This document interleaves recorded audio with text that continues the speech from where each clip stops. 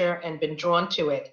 And my life has taken me on different steps. And in the New York area, there's a giant, beautiful botanical garden called the New York Botanical Garden. It was always my dream to be part of that community, to work there, and that did come true. And so I managed their garden shop for many, many years. And when you are part of a botanical garden, and you experience the different seasons and the different flower gardens, and it becomes a part of everyday life, and you can't help but learn and absorb everything that's going on around you, and especially environmental subject matters, where there were many guest speakers on the campus and events that would bring world issues. So there's a conservation team there, and so things like that. So what I'm saying is that being in that world kind of opens you up to everything that's going on in the industry. And about 10 years ago, I really had an interest in, first I started designing gardens in the glass containers that we had in our shop. And I wanted to see how the plants would look in that. It was a garden shop, so therefore I wanted some people to want to take these things home, and what are people interested in, and reading up on what is going on out in the world. And so terrariums started to become a very big thing. So I started designing, and step by step I created my own style, and everyone was loving it. So I just kept going with it. And as you do something, you learn, you become an expert at it. You learn different tricks and tips, and which plants are the best. And I had worked in interior plantscaping for many years. So I always wind up, even though I love of the outdoors and love of gardens, I end up with the interior plants and what to do with the interior once you get them inside. And that may have something to do with being in the New York area. We're pressed for space. So in an urban area, you want to bring nature inside. You want to bring life inside near you. So that it all sort of came together, So as that started to evolve, there is a school there at the Botanical Gardens, and I very much wanted to be an instructor. So I was taking it to the next level. Now I have got my own designs, I've got my own style, and now I want to teach others. Now I want to share it. And one of the things that I talk about in, let's back up a little bit. During this time period, and I just pulled this up. This is my book, Terrarium, Gardens Under Glass. I started to put all this information down on paper. And I said, well, there's so many beautiful books out there. I want to add to that. I want to share my special knowledge. And so I put this book out in 2015, and it has done remarkably well. I'm so excited. I love it. And especially with Instagram being so popular and this being a visual sort of practice and craft, I have been able to reach people who are reading the book and telling me and giving me feedback on its thoroughness and how they have learned to do it themselves. And I'm so pleased, because when you do a project, you're in your own space and you want to know that it has done the job that you wanted it to do. So it's all been going along. And this is somewhat about entrepreneurs and businesses. Where I'm going with this is that, it's like one step at a time, and it sounds very cliche and almost simplistic, but I had a list of things I wanted to accomplish, and I was never quite sure that was all going to happen. And I just started stepping forward and doing this and that. And now that I look back, it has really come together. It's really fantastic. So I did the terrarium book, and I started lecturing and doing some presentations, and I developed a workshop. And the workshop I did at the Botanical Gardens. And then, you know, when you start to speak at other places, you start to do workshops at other places. And during this time period, a lot of the houseplant industry, like I was saying about bringing the nature in, has been exploding. There are companies all over the world that are delivering plants, helping people style plants in their homes. So this has become something that the people of the world really need. So I came out with a second book called Living Decor. There you go. Whoops. And in this book, I take all of this knowledge, how we're living with all of this and crafting and bringing our plants together. And I talk about how to integrate it into our homes in a beautiful way, how to entertain with plant material. As you see there, there's on the Instagram page, that is one of the photo shoots in the book Living Decor, and just how you can incorporate this beautifully into your own entertainment or your own values or your own eating habits. Just have it around you. It pleases. It pleases the person. And so then I thought, okay, so let's take this on the road. So the traveling workshop instructor was born. And so I have been taking my terrariums to flea markets and farmers markets and going to garden clubs. And honestly, I'm having a wonderful time. And one of the most interesting responses that I got from all of this is that when I started teaching classes, the joy that I got out of seeing the joy in others, how something simplistic and leisurely and sharing the ideas and how people were responding. Well, it's fantastic. I never was a teacher. I didn't learn how to be a teacher. And I guess these webinars are part of that. It's just really wonderful to see people enjoying the thing that you are teaching them, that they're listening and they're hearing and they're really feeling pleased. And, you know, we have lots of things to take care of in our lives. And if we can bring some happiness to people, even if it's one terrarium at a time, I am pleased to do that. So that's who I am. And that's what I have been doing. And so I believe that your organization found me on Instagram, and I have been putting my work out there and sharing the plant materials that I have come on. When I'm out and about, I take pictures of plants and gardens and I share that and I tell people about the plants. I'm always trying to identify so that you have, this is what that plant is. This is how beautiful this can be. You know, just let's bring some beauty and some nature close to us. So that is my story. And would you like me to start my presentation now? Is that something that I should go into? I certainly can. Let's see. Okay, I have to access it because I have your, let's see what we got going. I'm good. Okay, here we go. So let's put this up, show my screen. Okay, now, can you see that? Yeah. Okay, so here we go. So this is a presentation that I often give at my workshops or my lectures, and it will visually give you a walkthrough of what we're talking about and how you can put this all together. So Green Terrariums is the name of my business. And as you can see here, I started at the New York Botanical Gardens. I was there at their shop for 13 years, and then I started teaching after that. And the Living Decor book is about nature and our living spaces and creating a healthier environment. Plants also create a healthier environment by giving us oxygen.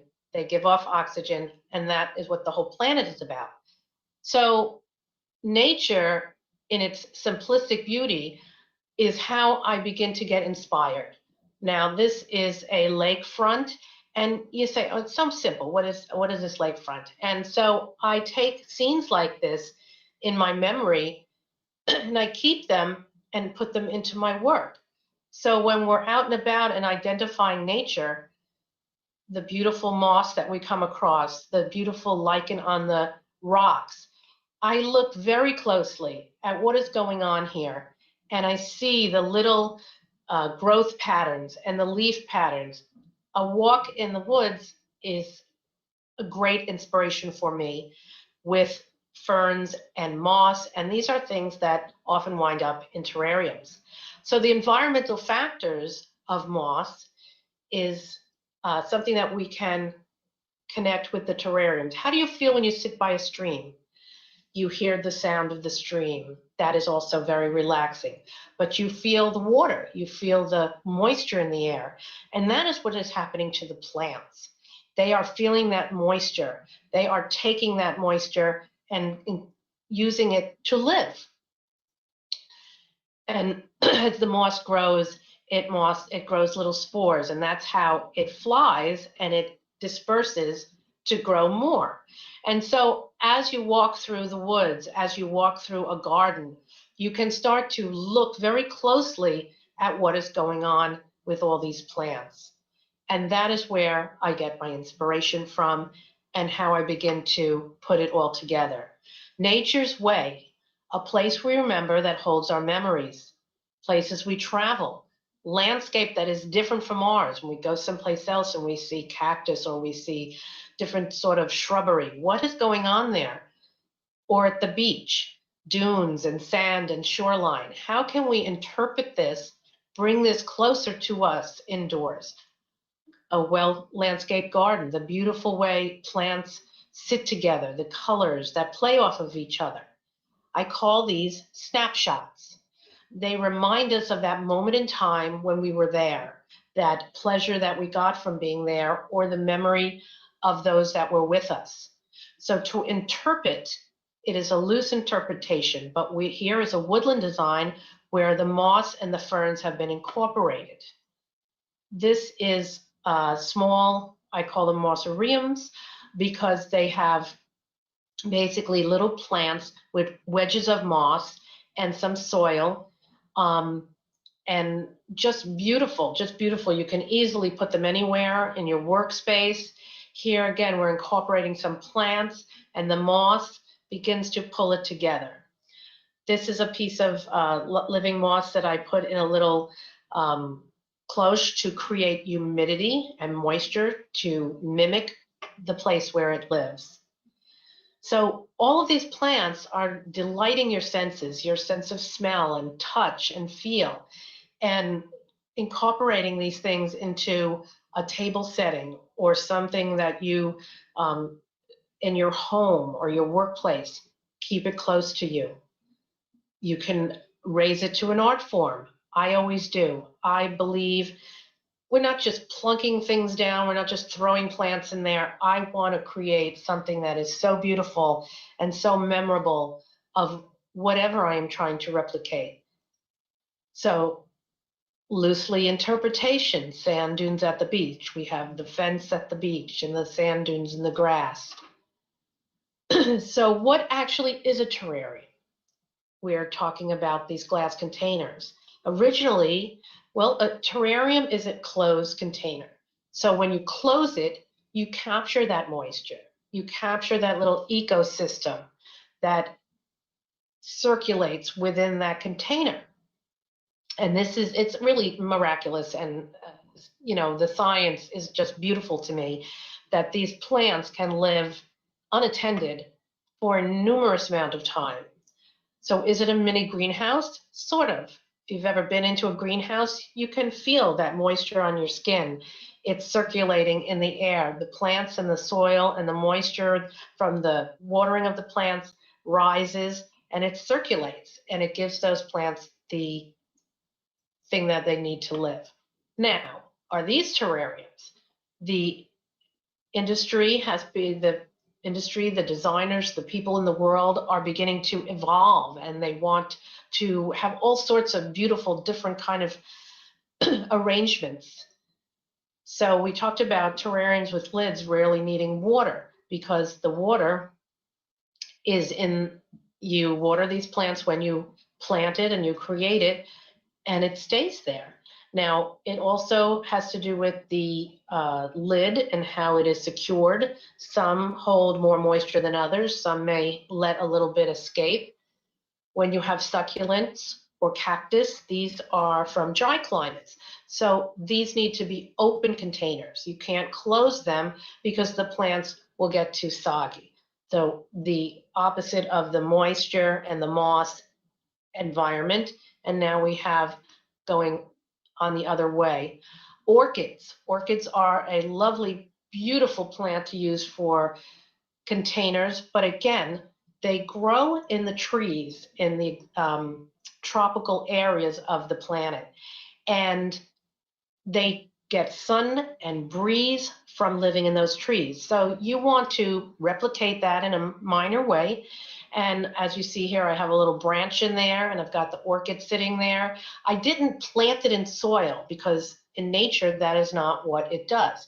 But you certainly can mimic that. You can put some ferns at the bottom. Those are planted in soil, and just gorgeous, just really gorgeous.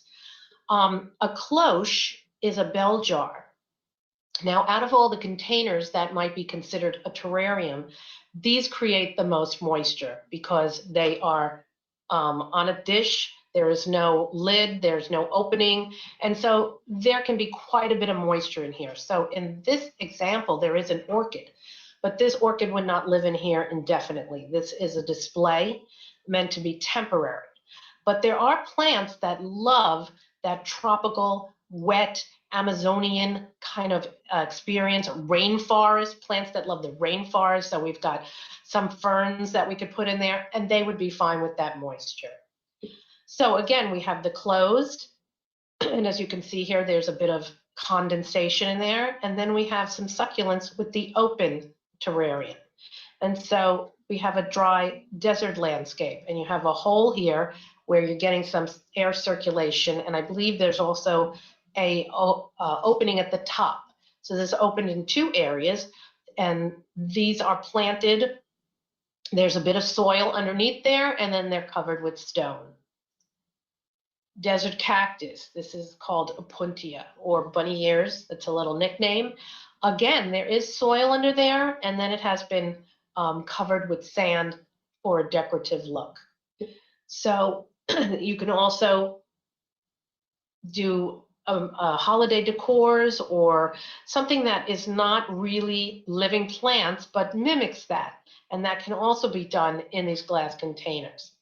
Here I did something that is holiday time, and there is soil in there, and I put fake snow on top. So, you know, it's silly, but it's cute, and it's up to you what you want to do. This one has no live plants in it, but it is a little representation of the larger world. So the art of the workshop, how do we begin? If all these ideas now, we've been inspired by nature, we've been inspired by what we see everywhere we go in the world, and how do we bring that into our craft? How do we interpret that? So creating, designing, building terrariums is in the detail, in each layer that we add. This is a very large case that I did, and it was challenging because it was a large space. So I broke it down into small little ecosystems, the sand and the beach and the tropics as you go behind.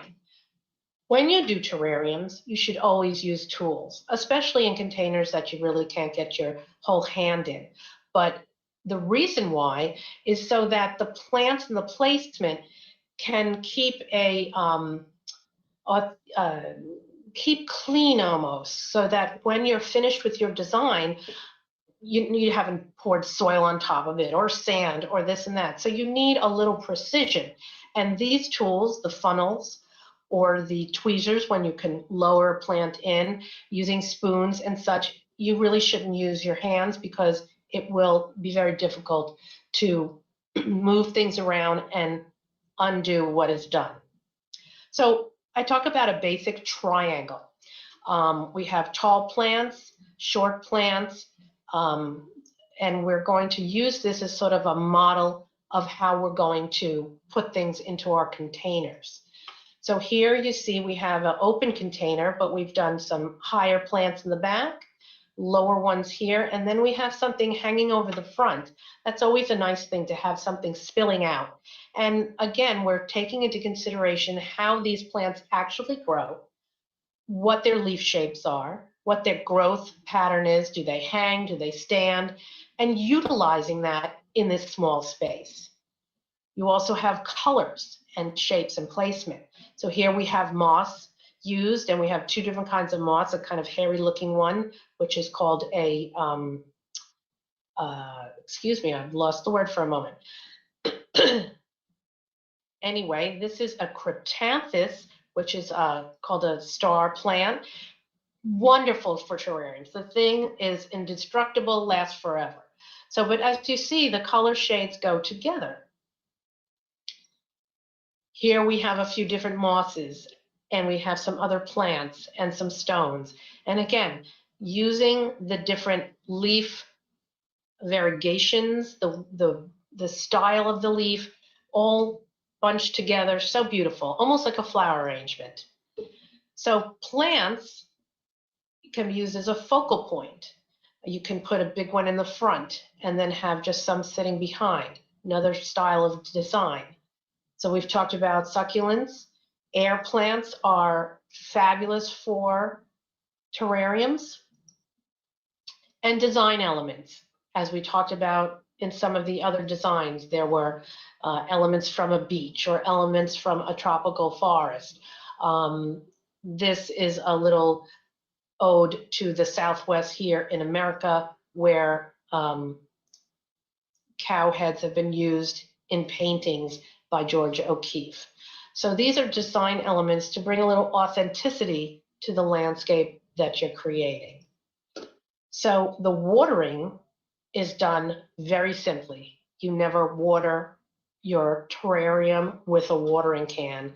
And a lot of small potted plants, I also use a mister because it is a controlled amount of water, and you put a little bit in, you can put a little more, and you're not going to be overwatering them.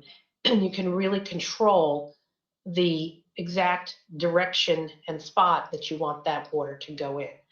So I'm going to close out of this. If you could bring up the rest of the screen there. Hi there. Hello. I have finished my presentation. Oh, yeah, I'm taking back the screen here. Yeah. Yes, please do. So yeah. I hope that that was enjoyable. Oh, it was beautiful. It was just beautiful. I have questions. Pulling everything together and explaining what is, the meaning of all these visuals. So, sure. Whatever you. Yeah. No, I just love this presentation. And my first question is like, me being in a city where I see where is so much less greenery now, and I'm really interested like having this kind of aesthetic at my home. Problem is that I'm not sure how financially this like how financial costing is this like Right. do I have to get from different areas to find these things, or do I do something very artificial? Like mostly I've seen people having such things in a terrarium, but there are some artificial or synthetic things. What you do is all natural, like all these are plants. I do, and I intentionally try to mimic the real world. So I try to keep it as close to what I'm seeing or feeling about those plants. And a lot of these little plants you can get shipped to you. Some gardening centers, I don't know, it depends where you are, but honestly, Excuse me, I've had a little cold this week. Okay. Mhm. Um, one of the things about Instagram that's fantastic is I interact with people everywhere in Malaysia, in Japan, in Europe, Australia, and Canada, and Brazil. And this thing, the terrarium, is everywhere. And it's the same almost everywhere, which is uncanny. So it tells me that these plants are available worldwide. Somewhere in your community or shipping in the area, you can get these. Some of them. You may not be able to get all of them, but Malaysia is very into using moss, and there's some wonderful businesses there that just do beautiful things. And so the Brazilians in Sao Paulo and Rio, and what is that other town? They just can't stop making them. It's just fantastic. And my book is actually available in Portuguese down there. So I've got some friends worldwide. And in Melbourne, Melbourne is almost a garden city. And um, there is a lot going on there, a lot of terrarium and plant businesses. So it's really a beautiful thing. And it's for real that this is something that everyone is enjoying. And that is one of the other things that I found fascinating, is that no matter what culture you were in, this seemed to be something that people wanted to bring close to them, and it was a craft that has been repeating itself round and round and round. So um, it's a small world, I guess. So to sort of answer your question, especially in an urban city, you should be able to get something that you will be able to use in these little containers, and make something for yourself. Great. Can, yeah, I apologize, guys. I had an internet issue today, as you know, I sometimes do. Maria, I'm on satellite, and sometimes things just don't work, and that's why we have a little bit of a team here, so Mark and Lee can handle things when I'm not able to get on. Anyway, I'm here, and I've been listening for the last several minutes. What you're doing is very cool. And Thank you. I'm sure Mark has asked maybe a few questions previously, but I see here that you've got some things that are for sale, and tell everybody how they can get a hold of your products that we're seeing here in this slide right here.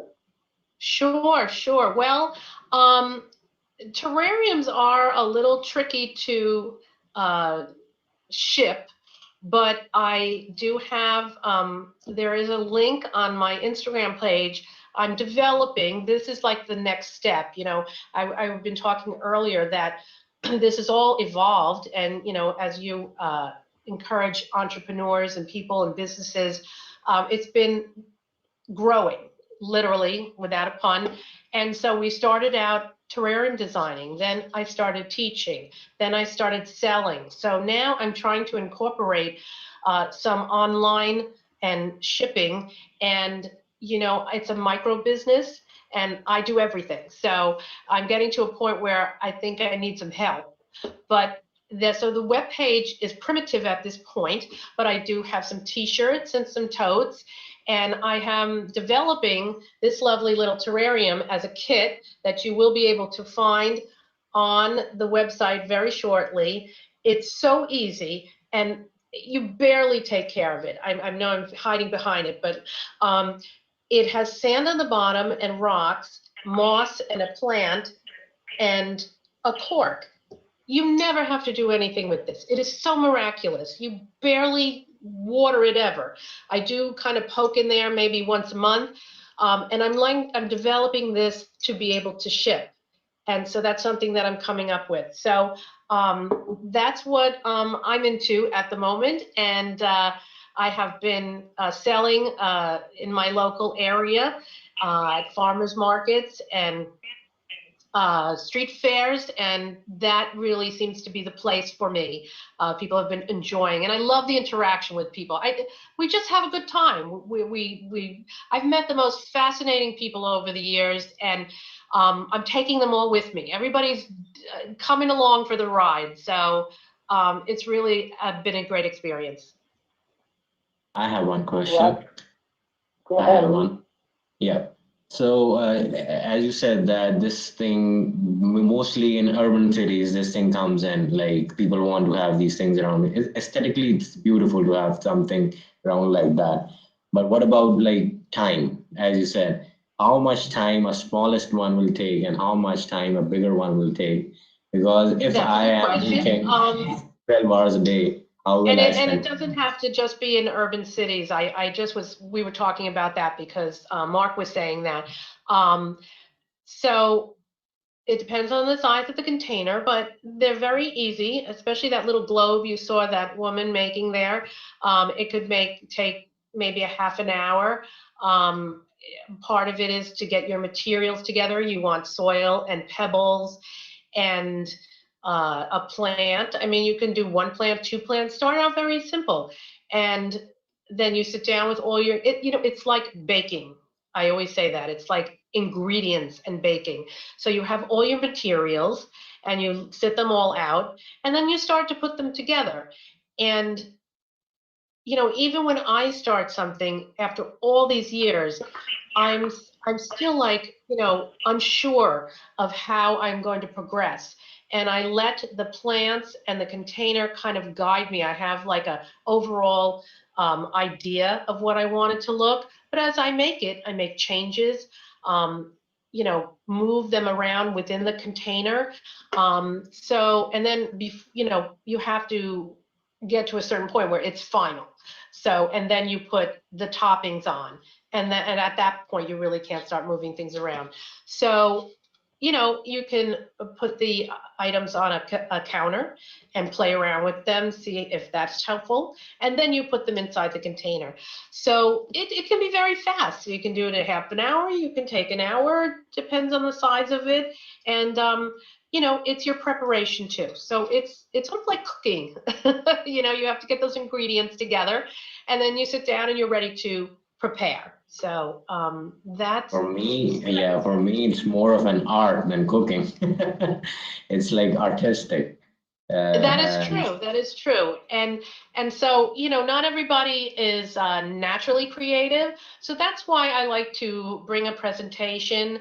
I like to talk about all the visuals that I did and the ideas of nature, and so that you can start to see it in your own mind, and that helps you to make your final creation. So it's really fun to see people just what they come up with is just gorgeous, and I'm always amazed because I've taught them what I'm going to teach them, and then they have their own imagination, their own creativity, and I'm learning from them. So it's really something that is a very pleasant, pleasing hobby or craft or art. So yeah, definitely.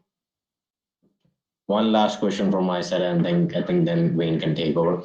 So, does the outside temperature affects the plants and these things? Like I am in a place where 100 degrees and 100 degrees is like normal. So does the Yeah. outside temperature affects these? Well, that's very important. And it also gets hot in my country also. So you don't want them to sit in the window and you don't want direct sunlight to be on them because glass magnifies the sun rays and it will burn them inside. If you've ever been to a botanical gardens in a large greenhouse, many times during the hot season, they will whitewash the windows of the roof. And this gives the plants inside a little shade from the direct sun. So with these terrariums, you can sit them in a room with bright light. You can put them on a shelf or near a lamp, and that all would be fine.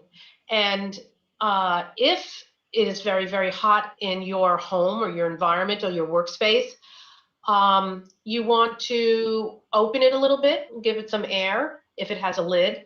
The mister, we had talked about the mister. So this is the mister. You want to mist the leaves to give them a little refreshing rain. So again, we're mimicking nature. So, you know, if it's too hot and they seem to need a little relief, you give them a little mist of water. And that should do it. That should do it. Awesome. Perfect. I think that answers my question. Yeah. Mark, do you have any questions for Maria?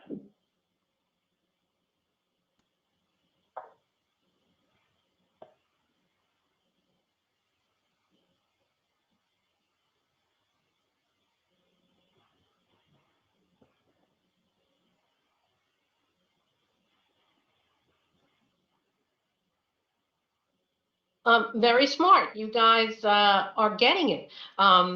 Yes, the plants, that is part of the growth pattern.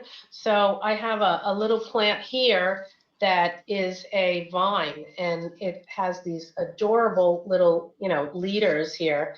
But, you know, they're going to need to be cut occasionally, a little prune. Now, plants always should be pruned, no matter where you are. It helps them to grow strong. It, if they're getting, you know, leaning, you cut a little bit and it starts to compact them and take some of the weight off and gives them a chance to grow stronger. So again, everything we're doing is in miniature, and you can prune the plants, but they know they're in a small environment. They know they're in a container, and we're keeping them away from the sun. We are not watering them terribly much. We're letting the ecosystem feed them water. And what is the third one? They slow up. Their growth pattern slows up. And there is no fertilizer. That was the other thing I wanted to say. You do not fertilize your terrariums because you want them to stay compact. So terrariums, they may not have an infinite life. They may last, you know, a couple of years even, but plants are a living thing. They're going to grow, they're going to evolve, they're going to change. And so you can either prune them, you can take them out and replace them. So exactly what you were saying, but they do grow very slowly. And I've had a couple of these terrariums, you know, for over a year or so, and they're fine. I usually sell them or give them away to people. So I hope they're living somewhere for someone. So Wayne. Yeah. Well, I've had terrariums of many different types, and you know, some of them we've got one here at home that's probably 5-7 years old. They're just awesome. So, can you think of anything else that you'd like to make sure that our community knows, Maria, that could be helpful for them, or that would be useful? What else is that you might have thought of? Well, I always like to teach respect of nature and conservation. You're all about sustainability, and I like to tell people to please try to make sure you get your plants and your mosses from reputable companies that are growing these things for sale. There are people, my concern is when something becomes very popular in the world and the supply is great, that our planet will be pillaged. And I want to be part of that concern. So I just want to share that, just, you know, make sure you are checking out your sources. I like to give people in my workshop sources of companies that I know are growing plants and doing sustainability and doing it well. I also would tell people to have fun with it, experiment. Um, a lot of these plants are tropical or succulents. You probably would not be able to put garden plants or trees, but you could experiment a little bit with a bonsai type of thing in some of these containers. So there is sort of a type of plant that is used. There is, a list of things that would do well. My books do include all of these lists. We'll tell them once again, so you can get terrariums, gardens under glass, just about anywhere. And the other book is called Living Decor. And in both of these books, I always include a marketplace and sources of that ship worldwide. A lot of these people do. So be kind to your planet, be kind to each other, and enjoy what you're doing, because that's what it's all about to me. I put my phone on mute because I got a chicken that's just outside of my studio window here that decided to go nuts talking to somebody. So You've got everything going on there. Well, if you're happy with the program, I'm happy with what I have shared. Well, that's awesome. No, it's been great. And obviously for everybody in the audience, this will come out as a replay in the next couple of days. We are also beginning to put our episodes into podcast form, and those are going to be available in the very near future on 3 different platforms, on Google, on iTunes, and on Spotify. And so that's another way that you can listen to what Maria spoke about today. The positive thing about a podcast is you can kind of listen to it at your leisure and just whatever type of media you have. The negative is you won't be able to see all the nice slides and visual information that was given. And because I wasn't on, I didn't get to see it, but Mark told me earlier, and we did, that you were probably going to also show us some things just with your camera out today. So I hope that happened. That's fairly cool. We don't get that very often. And my audience, if you guys have got any other questions, please put those in here right now. And then my last question is going to be, what can we do to help you, Maria? What you can do to help me? Well, I am having a kind of a fire sale on my web page. I have the T-shirts and the totes on sale. So if you want to buy them, that would be great. I would love for you to follow me on Instagram. It's very helpful to grow your community, and that would be great. You're welcome to reach out to me. I do in my own area. I teach classes, I lecture.